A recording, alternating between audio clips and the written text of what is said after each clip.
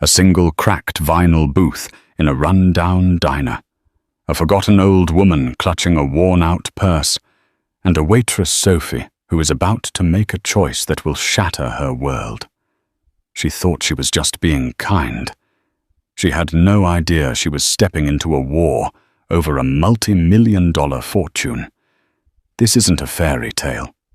This is a story of debt desperation and the day kindness came with a price tag. When two lawyers in $1,000 suits walk into a greasy spoon, it's not for the coffee. It's for a will. And the name they're calling is hers. The smell of stale coffee and industrial-strength disinfectant was the first thing that hit Sophie Miller every morning, and the last thing she smelled on her clothes when she collapsed into bed. At 26, her life was a repeating loop of 12-hour shifts, a cracked phone screen, and a stack of bills on her tiny kitchen counter that seemed to multiply overnight. Her apartment, a shoebox on the 4th floor of a walk-up, had a permanent soundtrack of sirens and a persistent leak in the bathroom ceiling. Each drip, drip, drip into the plastic bucket was a metronome counting down to the first of the month when Mr. Peterson, the landlord, would come knocking for rent she didn't have. She had come to this city 5 years ago, with dreams of finishing her design degree. But then her mother got sick, the medical bills piled up, and just 1 semester off turned into a permanent sentence at the Sunrise Diner. The diner itself was a relic. Its red vinyl booths were patched with silver duct tape, and the jukebox in the corner hadn't worked since 2009. Her boss, Mr. Henderson, was a man whose personality mirrored the diner's sour milk smell. He was a small tyrant who relished his small power, a man who would check the timestamp on the security footage to see if Sophie had taken exactly 3 minutes for her bathroom break, and not a second more. "Miller!" His voice, sharp as a serrated knife, cut through the morning rush. Sophie, balancing 3 plates on one arm, didn't flinch. "Yes, Mr. Henderson. Table 7. They've been waiting for their check for 2 minutes. Are we trying to get customers to stay here?" He ran a greasy cloth over the already clean counter, his eyes scanning her. "And that apron is a disgrace. We have standards." Sophie looked down at the pale pink apron. A fresh coffee stain from a customer who had bumped her arm was already setting in. "Sorry, sir. It just happened." "Don't let it happen again." He stalked off toward the kitchen, his cheap shoes squeaking. Leo, the cook, a man with a face like a road map and a kind heart, slid a plate of toast onto the pass. "Don't let him get to you, Soph. He's just bitter, 'cause he's him." "Thanks, Leo," she murmured, grabbing the plate. She moved through the tables on autopilot. "More coffee, sir, will that be all?" "Thank you, have a nice day." She was a ghost in a pink uniform, invisible to the people she served. They didn't see the woman who sketched brilliant clothing designs on napkins during her breaks. They saw a pair of hands to deliver their food. The day dragged on. A family with 3 kids left a hurricane of ketchup and crayons in their wake, and a tip that amounted to 4% of the bill. A businessman barked at her, "Because his eggs were runny, not over easy, can't you people get anything right?" Sophie just smiled, her face aching. "I'll have Leo remake those for you immediately, sir." By 3:00 p.m., the lunch rush was over, replaced by the dead air lull of the mid-afternoon. She was wiping down the salt shakers, her mind drifting to the red, past-due notice on her apartment door, when the bell above the diner door chimed. It was a sound she heard 100 times a day. But this time it felt different. The woman who entered was so small she seemed in danger of being swept away by a stiff breeze. She was perhaps 80 or 100. Time had etched its story so deeply into her face that her age was irrelevant. She wore a simple, clean coat that might have been fashionable in 1970, and she clutched a large, cracked leather purse to her chest as if it contained state secrets. She hesitated by the door, her eyes cloudy with cataracts scanning the empty diner. She looked lost, like a migratory bird blown far off course. Mr. Henderson, sipping a day-old coffee from his office, snorted. Great. A camper. Keep an eye on her Miller. Probably just wants a glass of water and a warm place to sit for 3 hours. Make sure she orders something. Sophie felt a familiar pang of defensiveness. Maybe she's just cold, Mr. Henderson. Maybe. But cold doesn't pay the electric bill. Table 9. Sophie picked up a menu and a glass of water and walked over. Hello, ma'am. Welcome to the Sunrise. Can I get you started with something to drink? The old woman flinched, as if startled to be spoken to. Oh. Yes, hello, dear. I'm not sure. It's so bright in here. It's the afternoon sun, Sophie said gently, helping the woman slide into the booth. It always hits this booth just right. My name's Sophie.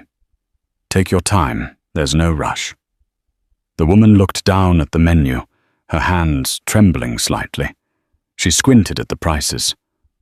Oh my, she whispered. So much. She pointed a bony finger at the sides section. How much? How much is just one piece of toast? Sophie's heart, which she thought had been hardened by years of Henderson's cruelty, cracked clean in two. This woman wasn't a camper. She was hungry. You know what? Sophie said, leaning in conspiratorially. The toast is $1.75, but the coffee is only $200, and it comes with free refills, and honestly, Leo's coffee is the best in the city, and I have a feeling he might have an extra piece of toast lying around in the back that's just going to go to waste if someone doesn't eat it. A tiny, grateful smile touched the woman's lips. That would be very nice, dear. Just a coffee, then. Black. Coming right up. As Sophie turned, she saw Henderson glaring at her from the kitchen pass. She ignored him. She returned with a steaming mug of coffee and a minute later a plate with 2 thick slices of buttered rye toast. Oh, I couldn't, the woman protested. It was an extra order. It's no trouble at all, Sophie lied smoothly. She sat in the booth opposite the woman for just a second, a cardinal sin in Henderson's rule book. You enjoy that? The woman ate the toast with a delicate, slow precision, as if it were a 7-course meal. Sophie went back to her side work cleaning the milkshake machine, but she kept an eye on her. After about 20 minutes, the woman finished. She began to fuss with her large, overstuffed purse. It was an ancient thing, its brown leather cracked like dry riverbeds. She was trying to pull a small coin purse from its depths. And then it happened. The purse was too heavy, her grip too frail. It slipped from her lap and hit the linoleum floor with a heavy, final-sounding thwack. The clasp, old and metal-fatigued, burst open. It was not a small spill. It was an avalanche. An entire life tumbled out onto the greasy floor. Sophie was there in an instant. "Oh, ma'am, don't you move. I've got this." Oh dear, oh dear. The woman was frantic, tears welling in her eyes. My things. I've made such a mess. It's not a mess, Sophie said, her voice firm but kind. She knelt on the floor, ignoring the stares of the 2 other customers who had just walked in. It wasn't money or jewels that had spilled. It was a life. A bottle of pills. A balled-up tissue. A dozen receipts from the 1990s. A single tarnished silver baby shoe. And photographs. Dozens of black and white photos with crinkled edges. Miller. What are you doing on the floor? We have customers. Henderson barked from the counter. Sophie ignored him. She picked up a photo of a young, handsome man in a military uniform, a wide, hopeful smile on his face. She handed it to the woman. He's very handsome. The old woman's trembling hand closed over the photo. A single tear tracked a path through the powder on her cheek. My Robert, my son. He was lost in the war, a long time ago. I'm so sorry, Sophie said, her voice thick. People, they don't ask about him anymore. They forget, the woman whispered, clutching the photo. But I carry him with me. It's a beautiful way to remember him, Sophie said. She continued to gather the items, treating each one with a curator's care. She found a small, tarnished silver locket. The clasp was broken. This is beautiful, Sophie said, holding it. My husband William gave it to me. The clasp broke. I don't know. 20 years ago. Sophie looked at it. It was a simple fix. She reached into her apron pocket and pulled out a small multi-tool she used for fixing the wobbly tables. With a practiced twist of the small pliers, she gently realigned the clasp's pin. She clicked it shut. It held. The woman's eyes widened. You fixed it. Just a loose pin. Sophie smiled, fastening it around the woman's wrist like a bracelet for safekeeping. She gathered everything, placing it carefully back into the purse. The main clasp was still broken. This won't do, Sophie muttered. She went behind the counter, grabbed a thick industrial rubber band used for holding takeout bags, and wrapped it securely around the purse. That should hold it until you can get it properly fixed. The old woman, Gwendolen, as she introduced herself, was looking at Sophie with an expression she couldn't quite read. The fogginess in her eyes was gone. They were sharp, clear. Thank you, dear. You don't know what you've done. It was nothing. I'm just glad I could help. Sophie helped the woman to her feet. Now that coffee and toast, it's on the house. I must pay. Not a chance, Sophie said. You have a safe trip home, Gwendolen. Gwendolen held Sophie's hand for a moment. Her skin was like paper, but her grip was surprisingly strong. You are a good person, Sophie Miller, in a world that has forgotten how. The old woman turned and with a new, surprising dignity walked out of the diner. Sophie watched her go, a strange warmth in her chest. The warmth lasted for approximately 5 seconds. Miller, my office now. The roar from Henderson shook the coffee mugs. Sophie closed her eyes, took a deep breath, and walked toward her boss's tiny, grim office. The smell of disinfectant snapping her back to reality. The office was a converted broom closet. Henderson was vibrating with rage. What in the hell do you think you're doing? He hissed. Sir, don't sir me. You were on the floor for 10 minutes. You gave away food. You sat and chatted with a non-paying customer. This is a business, Miller, not a soup kitchen, not a social club. She was distressed, Mr. Henderson. Her purse broke. She's an old woman. I don't care if she was the Queen of England. Her distress doesn't pay your salary, which I might add is hanging by a thread. You're a waitress. You take orders, you deliver food, you clean up. You do not ever sit with the customers. You do not ever give away my inventory. Do you understand me? Yes, sir. Sophie's voice was small. The warmth was gone, replaced by the familiar cold dread. I'm docking your pay for that toast, he snapped, and I'm cutting your shifts. Starting next week, you're on mornings only.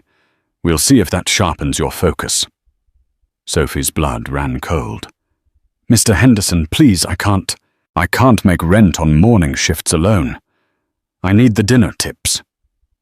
"Then you should have thought of that before you decided to run a charity for every senile old woman who wanders in off the street.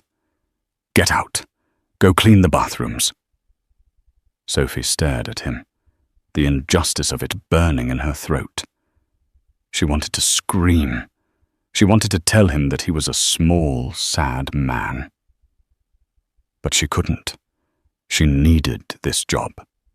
She needed the $3.50 an hour, the pittance in tips. It was the only thing standing between her and the street. "Yes, Mr. Henderson," she whispered. She grabbed the mop and the bucket, the fight gone out of her. As she scrubbed the grime from the bathroom floor, she thought of Gwendolyn. She hoped the rubber band would hold.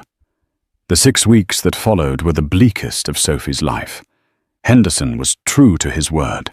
He cut her shifts, putting her on the 6 a.m. to 11 a.m. Dead shift, a black hole of bleary-eyed commuters who only ordered coffee and cheap toast, and tipped even more cheaply. Her income was sliced in half. The red past due notice on her door was joined by a second, brighter red final notice. Mr. Peterson, the landlord, no longer even knocked. He just shouted through the door. "Miller, I know you're in there. I'm not running a charity, you hear me, first of the month, or you're on the curb."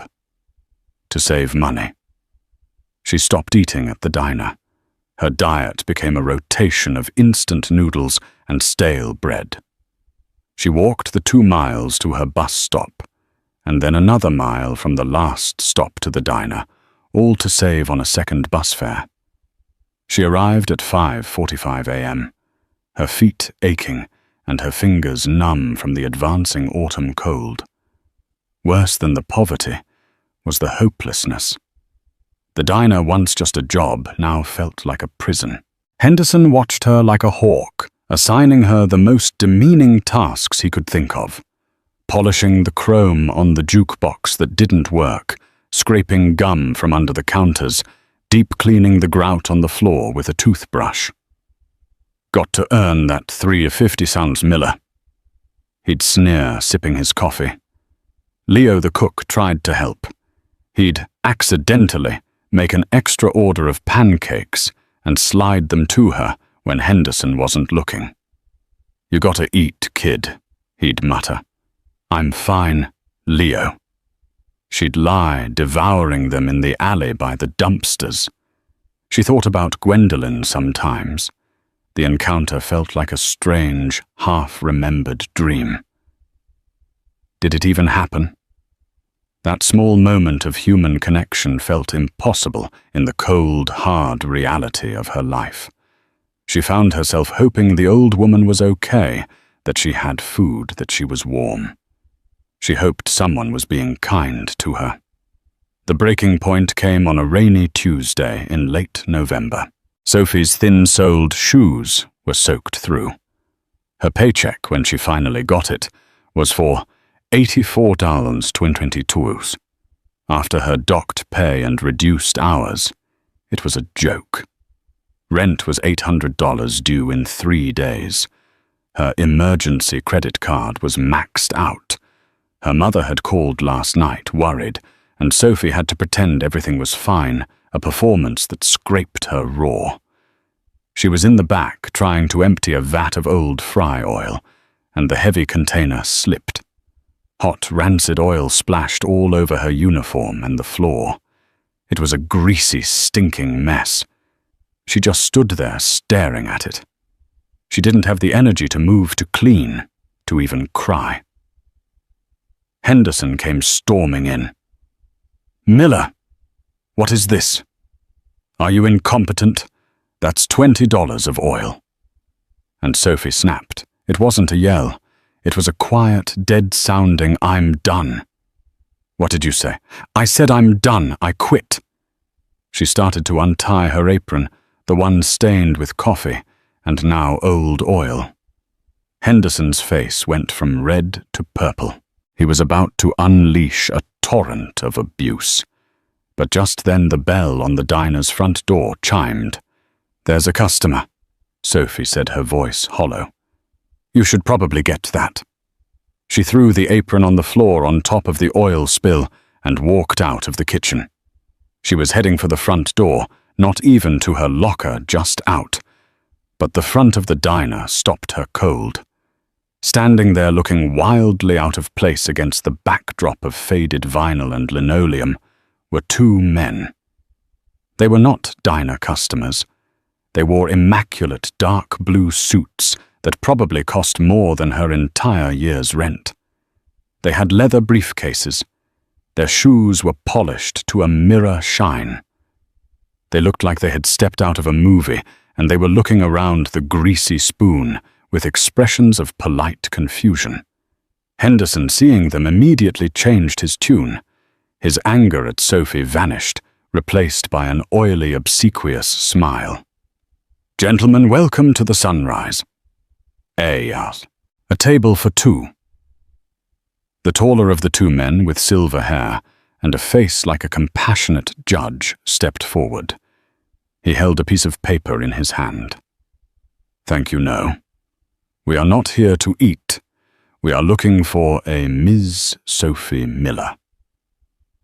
Sophie, frozen halfway to the door, felt her stomach plummet to the floor.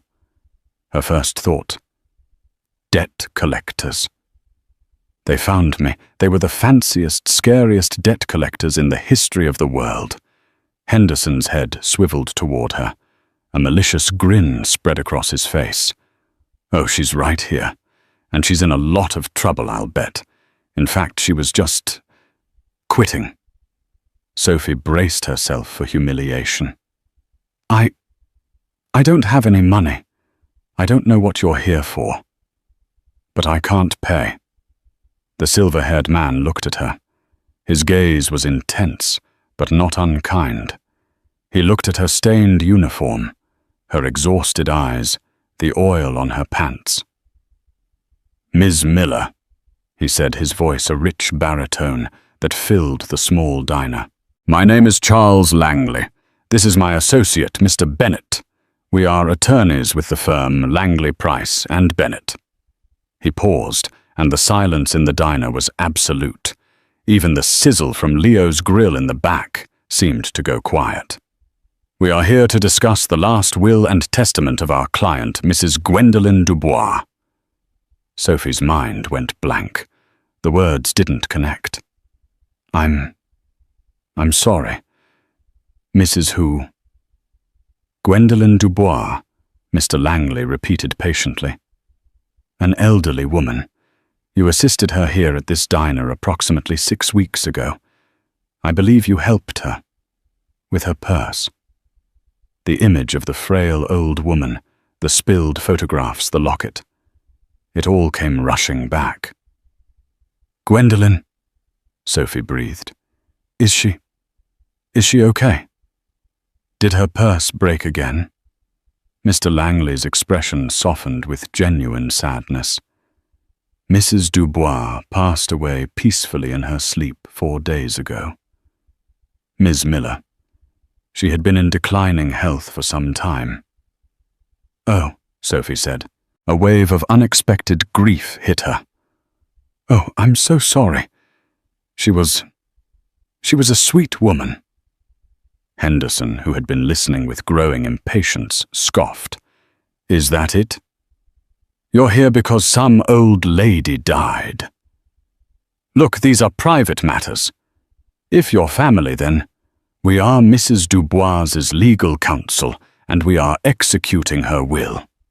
Mr. Langley cut him off, his voice turning to steel, "and we were given explicit instructions to find Ms. Miller personally at this location upon her passing." He turned back to Sophie. "May we speak with you somewhere private? It is a matter of some urgency."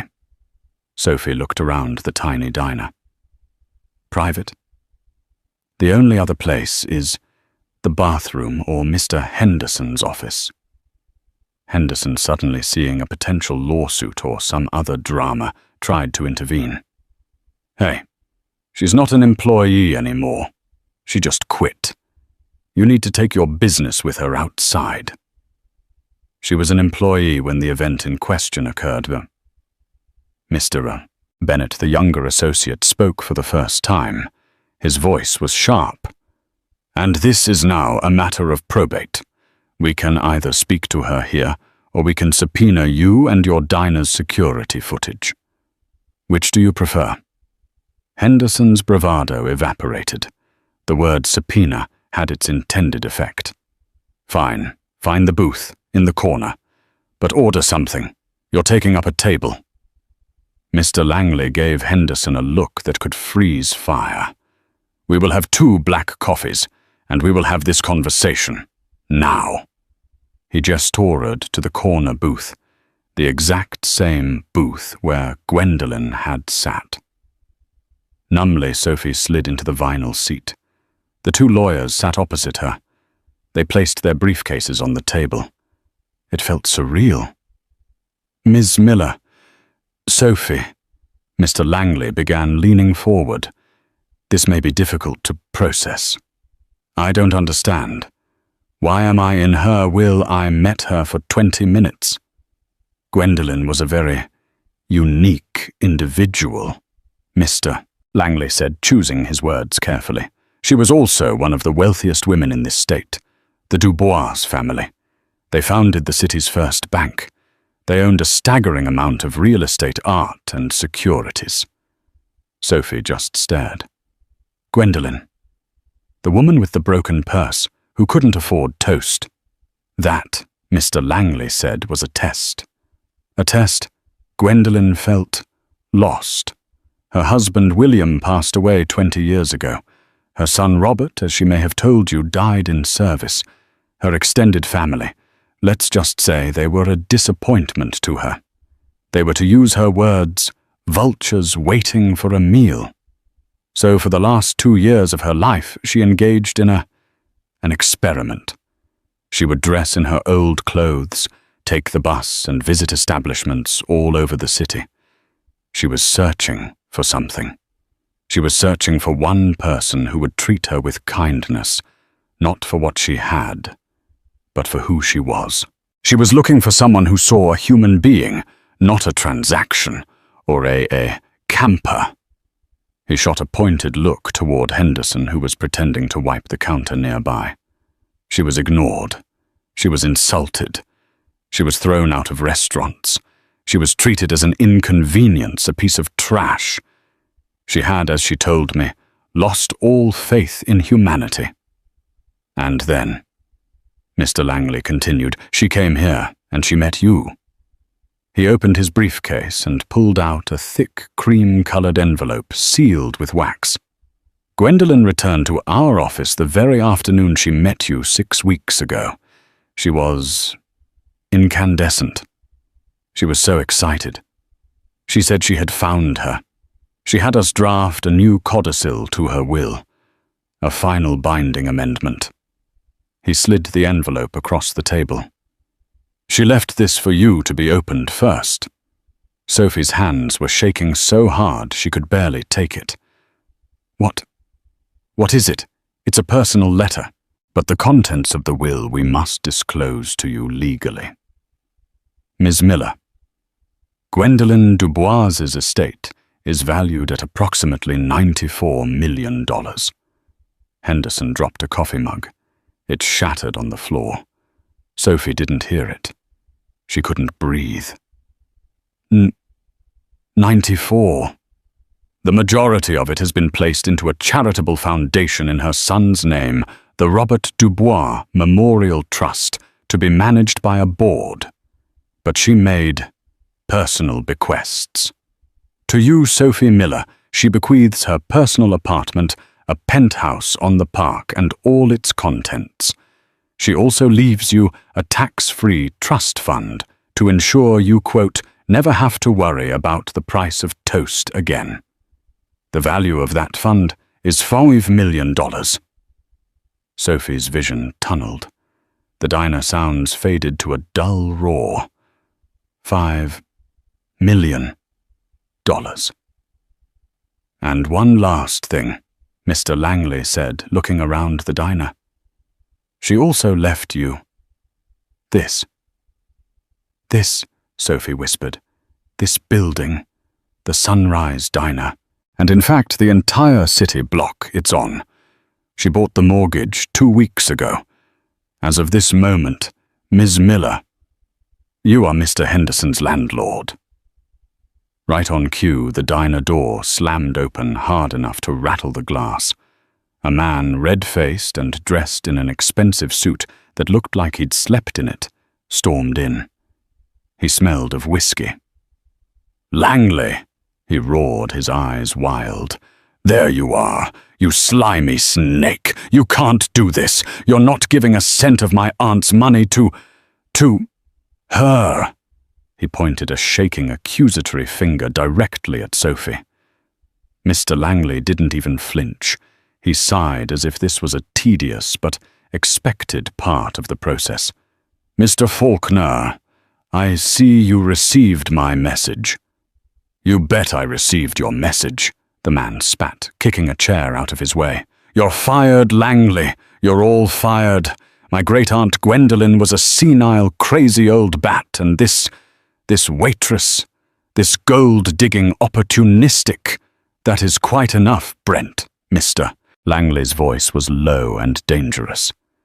"This is Brent Faulkner, Mrs. Dubois's great-nephew, and until 6 weeks ago, the primary beneficiary of her will." Brent Faulkner's eyes, bloodshot and furious, locked onto Sophie. She shrank back into the booth. This was a man radiating a pure, privileged rage she had never seen up close. "You!" he seethed, stepping toward her. "What did you do? What did you tell her? You manipulated a sick old woman. You're a con artist. I'll have you arrested. I'll have you ruined." "Sir, you need to calm down," Mr. Bennett, the associate, said. Standing up. "Don't tell me to calm down. That's my money. My penthouse.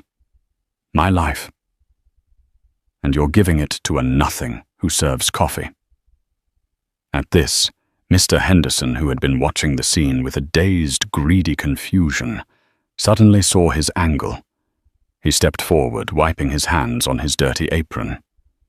"Actually, sir," Henderson said, his voice full of his usual oily charm. "You might be right."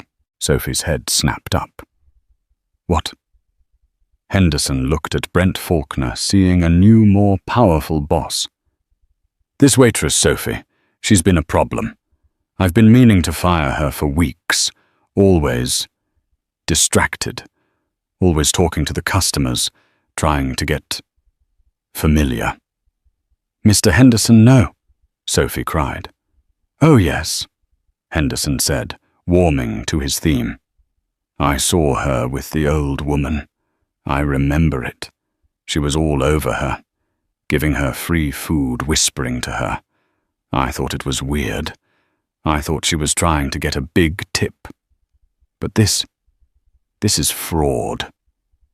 She was definitely manipulating her." Brent's face split into a wolfish grin. "See a witness, an impartial witness. This is it, Langley. This is over. We're contesting the will.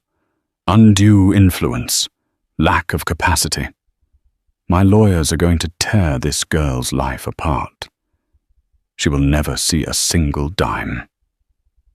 Sophie felt the floor drop out from under her.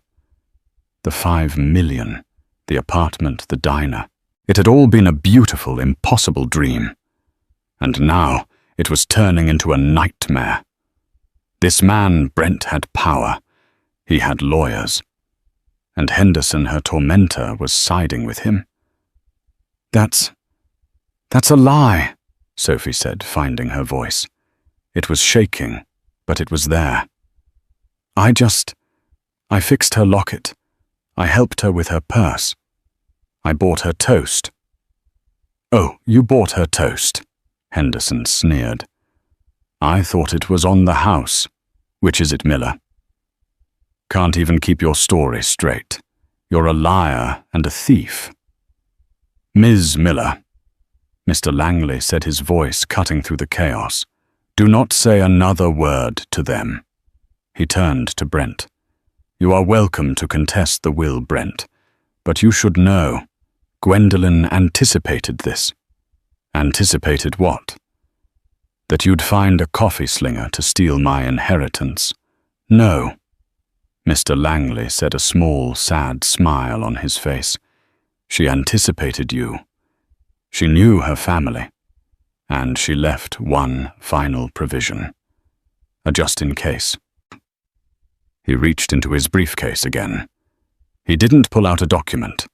He pulled out a small digital USB drive. "What's that?" Brent said, suddenly wary. Gwendolyn was old, Brent, but she was not stupid. She was in fact far more clever than you ever gave her credit for. She became rather tech-savvy in her later years. Langley looked at Sophie. "Sophie, the letter Gwendolyn left you. I think you should read it now." Sophie's hands trembled as she broke the wax seal. Inside was a single piece of thick, expensive-feeling paper folded in two. The handwriting was shaky, but elegant. "My dear Sophie, if you are reading this, I have passed, and Mr. Langley has found you. I am so glad. I want to thank you." That day in the diner, I was not just a cold old woman. I was a broken-hearted one. I had decided that the world was ugly, and that kindness was dead. I was ready to go. You, my dear, proved me wrong. You didn't see a camper. You didn't see a problem. You saw a person. You fixed my locket, but you healed my heart. You showed me a dignity I had not been shown in years. You passed my silly test. But the man who runs that diner, he failed. My nephew Brent will be very angry. He is a greedy small boy in a man's suit. He will fight this. He will say I was crazy. He will try to hurt you. Do not be afraid. Mr. Langley has the final word. I have left you enough to be safe and enough to be powerful. Do not let people like Brent or men like your boss win. The only thing that defeats them is kindness. But sometimes kindness needs a little protection. Live well. Sophie Miller. You have earned it. Gwendolyn Dubois. P.S. There was a camera in my coat button. Mr. Langley has the footage. Sophie looked up from the letter, her eyes wide with shock. She looked at Mr. Langley, who was watching her. He simply tapped the USB drive. A camera. Brent whispered, his face turning a shade of white. A high-definition audio-visual recording. Mr. Langley said, Gwendolyn wanted insurance. She recorded all of her encounters, including the entire 20-minute conversation with Ms. Miller, and more importantly, the subsequent 10-minute conversation she overheard between Ms. Miller and Mr. Henderson. Henderson's face, which had been smug, instantly collapsed in terror. What? That's illegal. Not with one-party consent in this state, it isn't. Mr. Bennett said, his voice crisp. And the one party, Mrs. Dubois, was most certainly aware of it. We have footage, Mr. Langley continued, of Miss Miller's kindness. We have audio of her being gentle and respectful. We have her fixing the locket. And then we have crystal-clear audio of Mr. Henderson here, berating her, docking her pay, and threatening her job, specifically because she showed kindness to a poor old woman. He turned his gaze to Henderson. A witness, you said, an impartial witness, I believe, Mr. Faulkner's lawyers will be fascinated to put you on the stand where we can play that recording for the judge. A recording that proves your testimony is perjury. A recording that proves Gwendolen was of perfectly sound mind, and that Sophie Miller was acting not out of manipulation, but out of genuine and professionally punished compassion. Henderson began to sweat. He looked at Brent. He looked at the lawyers. He looked at Sophie. Brent Faulkner was trembling with rage, but the fight was gone. He was beaten. This isn't over," he stammered, but it was weak. "Oh, I'm afraid it is, Brent," Mr. Langley said, "because the will has a final clause, an in terrorem clause. Anyone who contests the will and fails forfeits any bequest. You were still scheduled to receive a token amount to avoid the appearance of exclusion, $1. But by filing this, by even threatening it, you have now forfeited that dollar. You get, and I quote Gwendolen, absolutely nothing. Good day." Brent let out a strangled animalistic sound. He looked at Sophie one last time, his eyes promising murder. Then he turned and stormed out of the diner, slamming the door so hard a piece of plaster fell from the ceiling. The diner was silent. There was only Sophie, the two lawyers, and a pale, sweating Mr. Henderson. Sophie stood up from the booth. The numb shock was receding, replaced by a cold, clear focus. She felt like she was seeing the world in high definition for the first time. She looked at Mr. Henderson. He was trying to formulate a new strategy, his mind working furiously. "Ms. Miller, Sophie," he began, trying to smile. I don't know what to say. I was wrong. I was just trying to protect the business, you know. A misunderstanding. I'll get you back on the dinner shift full time. Right away." Sophie walked right up to him.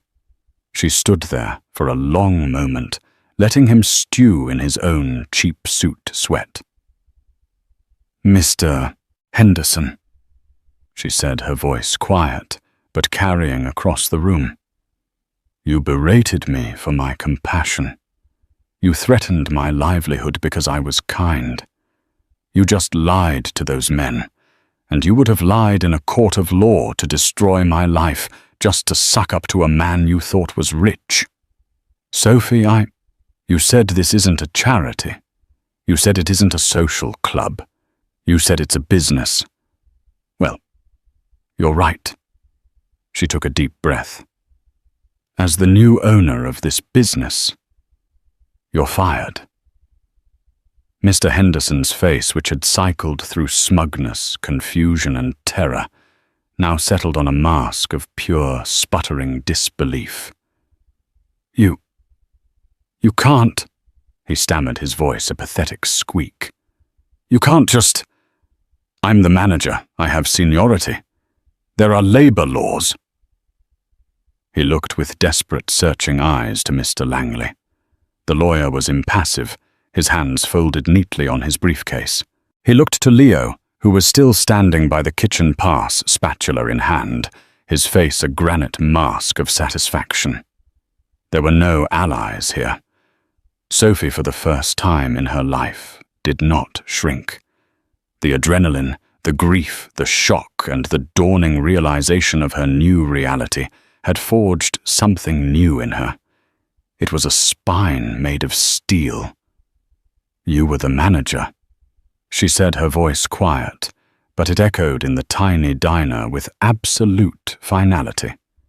"Now you're a customer who has just harassed the owner, and I am asking you to leave. Please hand over your keys." This is insane." Henderson tried one last bluff. I'll sue you, the old lady's estate, all of you." "And we—" Mr. Langley interrupted, his voice like silk sliding over ice. We'll provide the court with the high-definition audio and video of you threatening to commit perjury alongside a full audit of your business practices, which, according to Mrs. Dubois's private investigator, included skimming from the register. Henderson's face went from white to a sickly greenish-grey. The fight didn't just leave him.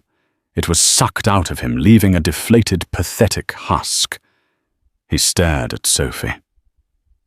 His eyes filled with a new horrifying respect and a venomous hatred. Wordlessly, he unclipped the jangling ring of keys from his belt loop. He didn't hand them to her. He threw them. They hit the Formica counter with a cheap, clattering sksh, and then were silent. "You'll regret this," he hissed, a final, impotent shot. "No," Sophie said, not moving. "You will." He grabbed his stained jacket from the hook, shouldered his way past a row of empty stools, and slammed the door.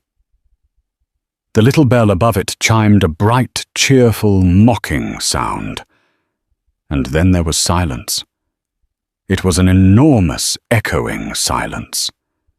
The only sounds were the hum of the old drink cooler and the distant sizzle from the grill which Leo had forgotten to turn off. Sophie stood in that silence, her whole body trembling. She felt like she might collapse. She let out a breath she felt like she'd been holding for 5 years. Leo was the first to move. He tossed the spatula onto the grill, walked around the counter, and wiped his greasy hand on his apron. He stood in front of Sophie. His weathered face cracked in a massive, toothy grin. "Well, I'll be," he said, his voice thick. He stuck out his hand. "Congratulations, boss." Sophie looked at his hand, then at her own, which was still smudged with fry oil. She took his hand. His grip was strong, calloused, and real. It was the first thing that had felt real all day. "Thank you, Leo," she said, her voice shaking. "But I think boss sounds a little Henderson-ish. How about partner?" Leo's eyebrows shot up to his hairline. "Partner, Soph, I'm a line cook. I just flip the eggs." "You're the heart of this place, Leo," Sophie said, finding her footing. "You were the only person who was kind to me when I was a nothing. You accidentally made extra pancakes when you knew I was starving. I don't know the first thing about running a kitchen or a business, but you do." She picked up the keys from the counter. The metal was still warm. "I'm promoting you to general manager, full salary, health insurance, paid vacation, whatever Gwendolyn's company can offer us. We're going to fix this place up, but I need your help." Leo stared at her, his eyes shining. He tried to speak, couldn't, and just nodded, wiping his nose on his sleeve. "Whatever you need, Soph. Partner. Whatever you need." Mr. Langley, who had been quietly packing his briefcase, cleared his throat, a gentle interruption.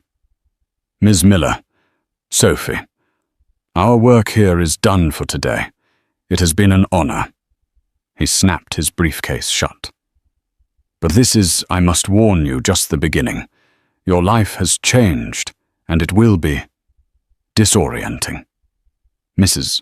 Dubois's money is a shield, but it is also a responsibility. Gwendolyn's letter mentioned using it as protection. I trust you will honor that." "I will," Sophie whispered, clutching the letter. "Good." He gave her a rare, warm smile. "We will have a car pick you up tomorrow morning at 10 a.m. sharp. We have to formally introduce you to your new life. The apartment, the foundation board. It's a lot to take in." "Thank you, Mr. Langley," Sophie said, walking them to the door. "For everything. For Gwendolyn. For believing her." "It was our pleasure, Miss Miller. Mrs. Dubois was a remarkable woman. She is very proud of you." The two lawyers left. The bell chimed, and Sophie was alone in her diner. Her diner. She stood in the middle of the room, just breathing. The smell of stale coffee and disinfectant was still there. She walked slowly, running her hand along the back of a cracked vinyl booth. She went behind the counter, the place Henderson had guarded so jealously. She looked at the old steaming coffee pot. She grabbed a clean mug, one without a chip, and poured herself a cup. It was bitter, just as it always was. She looked at the cash register. She used one of Henderson's keys to open the special free meals account. He always kept locked, the one he used to account for the food he docked from her pay. She clicked it open. It was empty. A slow smile spread across her face. She went into the back, past the oil slick she had quit over it, seemed a lifetime ago. She found a piece of cardboard from a delivery box and a thick black marker. She walked back out to the front, and on the counter she wrote. Her handwriting was clear, strong, and steady. The Sunrise Diner, a Gwendolyn and Robert Dubois memorial. All are welcome. She went to the front door and took down the old faded "We reserve the right to refuse service" sign. She threw it in the trash. She taped her new sign in its place, the words facing out to the street. The next few months were a whirlwind. The 10 a.m. car, a gleaming black Bentley, arrived as promised. It took her to the penthouse. It was, as Mr. Langley had warned, disorienting. It was a palace in the clouds, with windows that looked down on the entire city. It was silent, cold, and filled with priceless art and lonely antique furniture. She felt like a trespasser in a museum. But in the master bedroom, in a drawer, in a priceless mahogany nightstand, she found what Gwendolyn had left for her. It was a small, velvet-lined box. Inside was the silver locket she had fixed, and beneath it a dozen thick, leather-bound photo albums and a note. "I saved Robert's things," the note read. "I couldn't bear to look at them. Perhaps you can. G.D." For one solid week, Sophie did not leave the penthouse. She sat on a $50,000 sofa in her old jeans, and she looked. She saw Gwendolyn and William young and in love. She saw a little boy in a military school uniform, grinning, his name Robert, in a child's scrawl beneath. She saw his letters home from the war. She saw the life that had been lost, the grief that had been locked away. She wasn't just a rich woman. She was Sophie Miller, the curator of a memory. And she knew what to do. The Sunrise Diner was closed for a complete, loving renovation. When it reopened, the vinyl was new, but the spirit was old. It was clean, bright and warm, with a full-framed photo of Gwendolyn and Robert behind the register. And on the menu, Gwendolyn's toast was $1.75. But underneath, in small, clear print, it read, "Free for anyone who is hungry. Just ask." She never moved into the penthouse. It didn't feel like her. Instead, she worked with the foundation, the Robert Dubois Memorial Trust, to turn the massive empty apartment into the Dubois House, a scholarship residence, a safe haven for young designers and artists who, like her, had talent and dreams but were one bad boss or one medical bill away from ruin. She kept one small room for herself for when she was in that part of town. Her main home, her real home, was a newly built, clean, modest apartment above the diner. She used her trust fund to finish her design degree, and the diner's old, grim back office became her new studio. And when she wasn't sketching, she was downstairs. She still put on the pink apron. She still served coffee. But now, when she smiled at a customer, it wasn't a mask of desperation. It was genuine. When a businessman barked at her, she'd smile patiently, and Leo in his new clean white manager coat would step out. "Is there a problem with your service, sir?" She sat on the foundation's board in her simple dress next to men in $5,000 suits, and she directed the money to legal aid funds to fight for the rights of workers against men like Henderson, to homeless shelters, so no one had to choose between rent and toast. She never forgot the lesson of the purse. It wasn't about the money. It was about the sting of being invisible. It was about seeing the person. It was about fixing the broken clasp.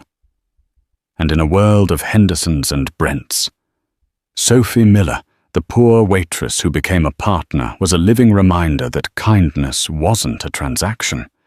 It was an investment.